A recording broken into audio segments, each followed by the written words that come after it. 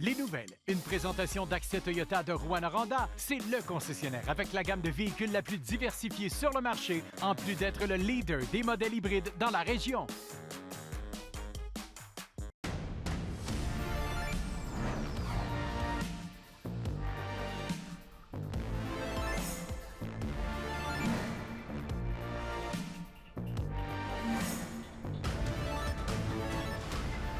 Mesdames, Messieurs, en début ou en fin de soirée, bienvenue à vos actualités. D'abord, la ministre des Ressources naturelles et des Forêts, Maïté Blanchette-Vézina, a présenté plus en détail son projet de loi 63 sur l'industrie minière ce matin à Val-d'Or, plan dévoilé initialement en mai dernier. Les propositions contenues suscitent d'ailleurs de vives réactions, nous raconte Félix Blacquière. Puis encore, on fait obstacle au développement de nos régions, ne permettant pas d'avoir un pourcentage de redevances dans nos villes, dans nos MRC, pour nous donner des nouveaux outils fiscaux. Ça, c'est un manque important. L'Abitibi-Témiscamingue accueille tiennement le projet de loi 63. Mardi matin, la ministre des Ressources naturelles et des Forêts, Maïté Blanchette-Vézina, a présenté le projet de loi sur l'industrie des mines devant notamment les membres de la Chambre de commerce de Val-d'Or, politiciens et acteurs du milieu minier à l'Hôtel Forestel de Val-d'Or. On parle de la soustraction des terres privées qui n'ont jamais fait l'objet de travaux d'exploration, de l'exploration, donc du potentiel minéral québécois. On parle de chaque mine aura maintenant un BAP et aussi un volet accélération des processus au sein du ministère pour permettre le développement des projets miniers de manière accélérée, là où il y a de l'acceptabilité sociale. Mais les propositions faites par Québec suscitent de vives réactions dans la région. Eldorado Gold, par exemple, s'inquiète du futur du développement minier avec les mesures proposées par Québec. Les investissements doivent être protégés en région. On parle de mines, on parle de développement durable. D'ici 10 ans, si l'exploration avance pas à grands pas, bien, il ne restera plus grand mine d'ici 10, 12, 15 ans. Des élus municipaux déplorent le fait qu'une clause sur les redevances aux municipalités n'ait pas été pensée. Le fameux dossier des redevances sur les ressources naturelles, on a zéro qui revient dans nos municipalités, total de 0 $. Le gouvernement du Québec s'accapare 100 % des redevances et en redistribue à l'échelle provinciale dans des MRC. 30 millions sur 1 milliard qui est perçu, mais rien dans nos villes directement.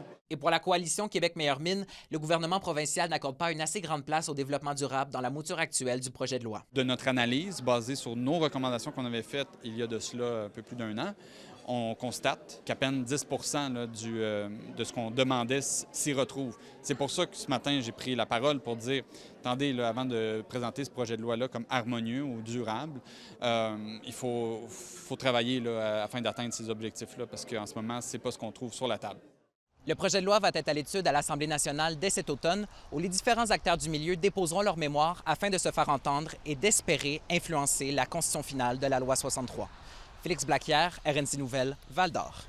Une dizaine d'organismes de protection de l'environnement unissent leur voix pour inciter les citoyens à prudemment questionner Falco et son projet ORN 5 dans les heures qui viennent et demain, alors que se tient le Bureau d'audience publique sur l'environnement, le BAP, au Centre des congrès à Rouyn-Noranda. Selon leurs représentants, ce dossier soumis en plein été soulève des questions fort préoccupantes et pourrait provoquer une multitude de difficultés environnementales, sociales et économiques. Bref, un surcroît de ce que Glencore offre depuis des années à la communauté.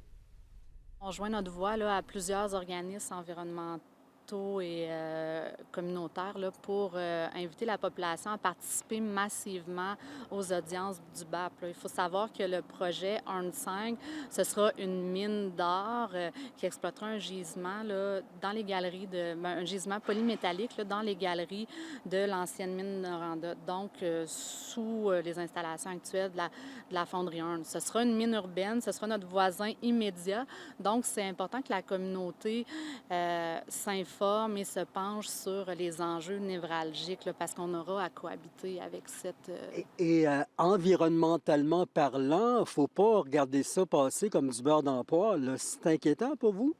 Bien, en fait, on est inquiet à Mar-au-Front de plusieurs enjeux, là, notamment de l'activité sismique induite. Là, on parle des tremblements de terre souterrains occasionnés par le dynamitage souterrain.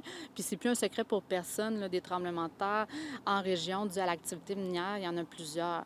On est inquiet aussi de les risques à la qualité, à la pollution de l'eau, en fait, notamment celle du lac Dufaux, qui est notre source d'eau potable à toute la ville. Puis il faut comprendre que ces risques risques-là, ils viennent s'ajouter à des risques auxquels on est déjà exposé en raison des émissions toxiques de la fonderie Hearne qui contamine l'air et le sol. C'est un dossier qui n'est pas réglé encore.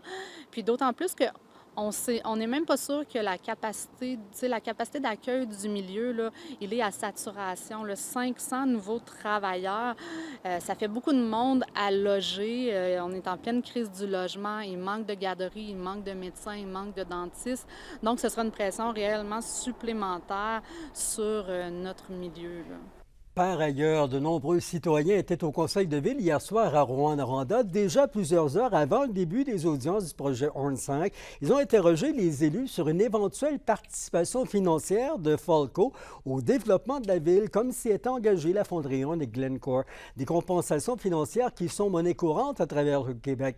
Ces suggestions citoyennes pourraient inciter la ville à profiter d'opportunités, notamment pour construire un complexe aquatique ou financer le développement de nouveaux quartiers.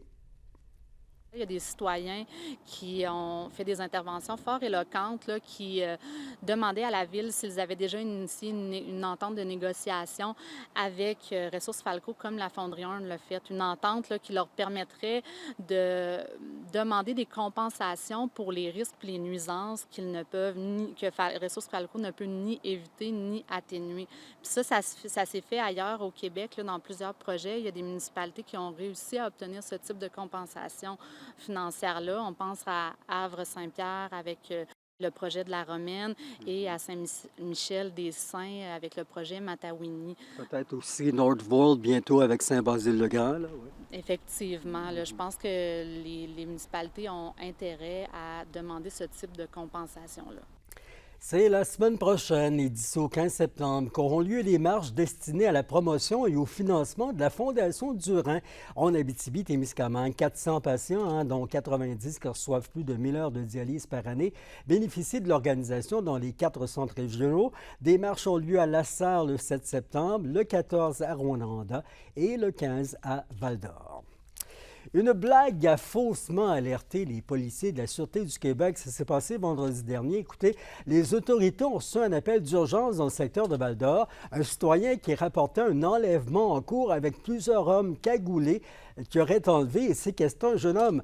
Un grand déploiement de policiers a été mis en place. Des tronçons routiers ont été bloqués et les policiers des autres MRC appelés en renfort. Finalement, après toute une validation, il s'avère que la victime, entre guillemets, avait été enlevée par des amis pour se rendre à un enterrement de vie de garçon dans une autre région. Le Festival de musique trad à Val-d'Or a dévoilé sa programmation. C'est la 7e édition. C'est sous le thème « Le cœur au trad » qu'on retrouvera toutes les activités du festival. Entre le 30 octobre et le 3 novembre, le festival va offrir le spectacle de Shawit en ouverture et fera découvrir des chansons trad de ses origines autochtones. Ensuite, vous pourrez assister à la traditionnelle soirée de chansons à répondre. En haltérophilie, la Rouyn-Norandienne Kayla Overchuk va représenter le pays en fin de semaine aux championnats mondiaux juniors de l'International Powerlifting Federation. La compétition se déroule en Europe, à Malte, du 28 août au 8 septembre. L'athlète a fait sa dernière séance, on s'en souvient, à Rouyn-Noranda, où elle a battu un record. Elle a battu un record personnel, oui, de 513 livres en soulevé de terre. Le sud de la région est sous le coup de 3 alertes météo dans les heures à venir, surtout à Témiscamingue. On doit être particulièrement touché par de fortes pluies, des orages accumulant 25 mm d'eau et du verglas, nous dit-on, gros comme des pièces de 5 sous. Minimum à 8 degrés la nuit prochaine. Demain, la journée débute avec des nuages, puis un alternance soleil-nuage dès l'heure du dîner, maximum à 16. On est perçu jeudi, plein soleil qui est de retour et 22 degrés. C'était vos infos régionales. Les travailleurs miniers devraient bénéficier d'importants investissements en matière de formation de la main-d'œuvre. Le député Dufour nous y convoque. On devrait, M. Dufour, être capable d'y être. Merci d'avoir été là, Mesdames, Messieurs. À bientôt.